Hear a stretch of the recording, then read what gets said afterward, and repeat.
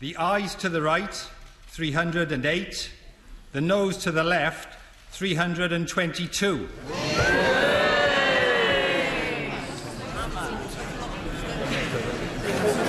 The ayes to the right, 308. The noes to the left, 322.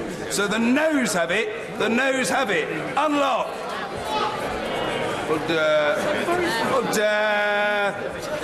Point of order, Mr. Jeremy Corbyn. Thank you, Mr. Speaker. On Saturday, this House emphatically rejected the Prime Minister's deal. Tonight, the House has...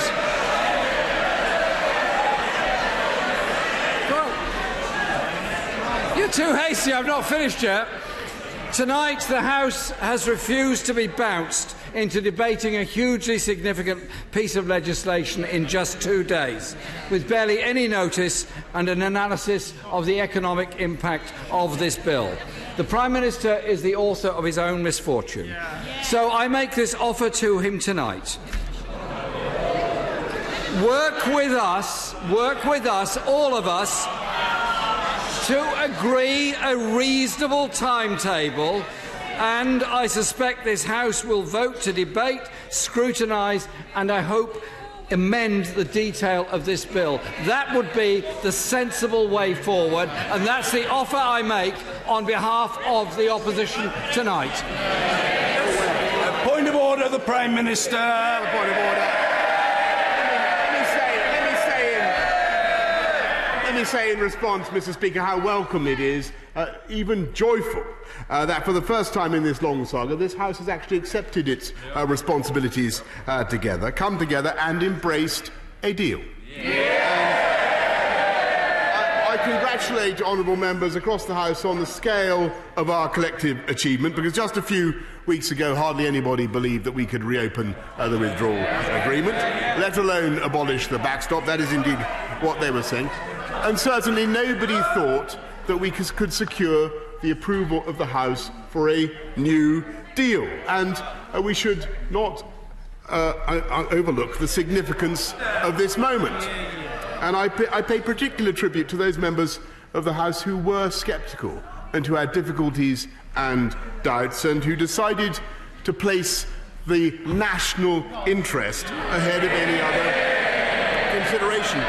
But, Mr. Speaker, I must express my disappointment that the House has again voted for delay, rather than a timetable that would have guaranteed that the UK would be in a position to leave the EU on October the 31st with a deal. And we now face further uncertainty, and the EU must now make up their minds over how to answer Parliament's request for a delay. And the first consequence, Mr. Speaker, is that the government must take the only responsible course and accelerate our preparations for a no-deal outcome. But secondly, I will speak to EU member states about their intentions until they have reached a decision. Until they've reached a decision, I must say, we will pause this legislation. And let me be clear. Let me be clear. Our policy remains that we should not delay, that we should leave the EU on October the 31st, and that is what I will say to the EU, and I will report back to the House. And one way or another, we will leave the EU with this deal to which this House has just given its assent. And I thank members across the House for that hard-won agreement. Point of order, Mr. Ian Blackford. Thank you, Mr. Speaker, and I must say I find the response of the Prime Minister quite extraordinary, because the facts of the matter are... Order. The right honourable gentleman is entitled to raise a point of order, and he is entitled to be heard. Let's hear the right honourable member, and then we will expedite progress. Mr. Ian Blackford. Thank you, Mr. Speaker. The facts of the matter are this is yet another humiliating defeat for the Prime Minister this evening, who has sought to railroad through this House legislation that requires proper scrutiny. And rightly, this House has spoken with a very clear voice to tell the Prime Minister he is not on.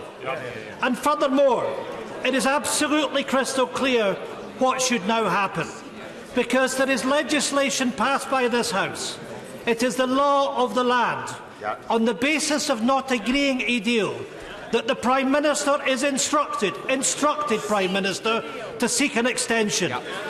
Go to Brussels and do as you have been instructed, and do not put yourself offside against this Parliament. Mr. Speaker, it is crystal clear that this is a government that has no confidence, but a government that has sought to ignore the wishes of the Scottish Parliament and the Scottish people. It is obvious to us that if we want to guarantee our rights as EU citizens, then Scotland has to become an independent country.